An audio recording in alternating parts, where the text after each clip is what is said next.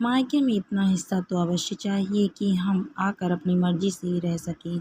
अरे संध्या तुम? नज़र पड़ते ही सीमा ने पूछा। बस कल ही पहुंची हूँ आंटी। संध्या सीमा के मोहल्ले में रहने वाली शर्मा परिवार के दूसरे नंबर की बिटिया है। शर्मा जी के 2 बेटे और 2 बिटियां हैं।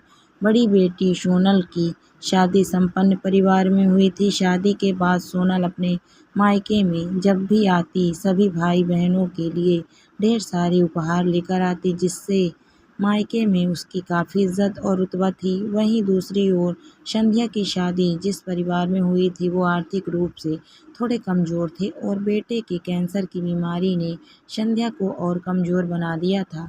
अपने घर घूमने आने का न्योता सीमा ने संध्या को दे दिया। मिलनसार स्वभाव के कारण मोहल्ले में दोनों बहनों की काफ़ी इज्जत होती थी। मोहल्ले की आंटियों से काफ़ी प्यार मिलता था। शाम होते ही संध्या अपने बच्चों के साथ सीमा के घर पहुंची। कैसी हो संध्या? ससुराल में सब कैसे हैं? तुम अचानक कैसे? तुम्हारी भाभी ने तो कुछ भी नहीं बताया कि तुम आने वाली हो। औपचारिक बातों को बढ़ाते हुए सीमा ने ना जाने कितने सवाल पूछ लिए। बारी बारी सभी सवालों का हाँ नहीं में उत्तर दे ही रही थी कि इसी दौरान उनका 6-7 साल का बेटा भूख लगी है बोल के रोने लगा। मिक्सचर बिस्कुट चाय के बाद भी वो चुप होने का नाम नहीं ले रहा था। संध्या बार बार उसे आंख दिखाकर डराने और चुप कराने की कोशिश कर रही थी। पास में ही सीमा ने सब्जी बनाने के लिए आलू उबाल कर रखा था। उसे देखकर खाऊंगा खाऊंगा का रट लगा दिया बच्चे ने। सीमा समझ चुकी थी बच्चा बहुत भूखा है। उसने उसे खाना खिलाकर शांत किया। संध्या बच्चे के व्यवहार पर छेप रही थी, पर बच्चा तो बच्चा। संध्या ने छेपते हुए कहा, आंटी अभी इसका दूध का समय था इसीलिए रो रहा है। भाभी के बच्चे अभी ट्यूशन पढ़ रहे हैं। जब पढ़ के उठेंगे तो भाभी उनके साथ ही इसको भी दूध देगी। सीमा सोचने पर मजबूर हो गई। बच्चा भूखा भी है और दूध बाद में मिलेगा क्यों? सीमा ने ढीठ बनकर पूछ ही लिया। आपने खुद ही निकाल कर क्यों नहीं दे दिया बच्चे को दूध? संध्या की चुप्पी सब कुछ बयां कर रही थी। माँ बाप के जाते ही बिटिया कब पराई हो जाती है पता ही नहीं चलता। वही मायका जहाँ जन्म होता है इतना पराया हो जाता है कि अचानक मायके आ जाने से सबके चेहरे पर प्रश्न चिन्ह क्यों, कैसे, कब तक।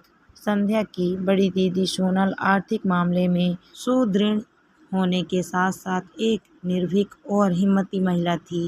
भाइयों को पता था बड़ी बहन सोनल आर्थिक रूप से इतनी मजबूत है, मायके की प्रॉपर्टी से उन्हें कोई लेना देना नहीं होगा, और छोटी बहन संध्या खुद में इतनी कमज़ोर है कि प्रॉपर्टी के लिए हमसे बगावत नहीं करेगी।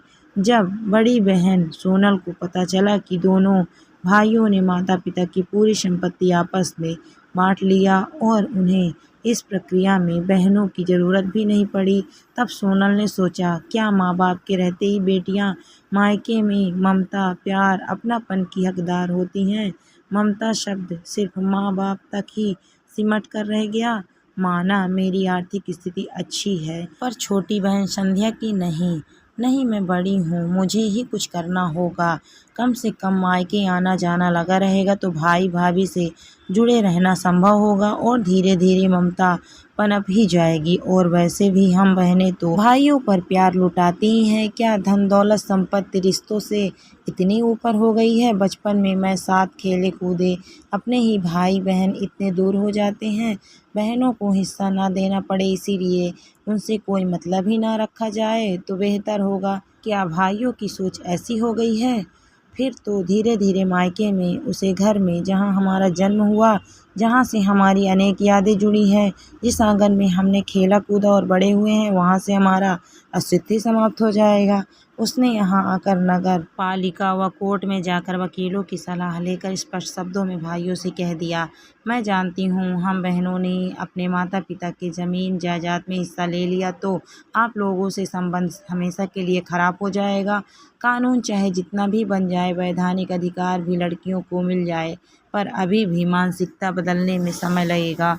हम दोनों बहनों को अपना अपना हिस्सा तो नहीं, पर इतना तो अवश्य चाहिए कि हम यहाँ आकर अपनी मर्जी से अपने कमरे में रह सकें, जब चाहे आ जा सकें। ऐसा होने से आप लोगों को भी कोई असुविधा नहीं होगी।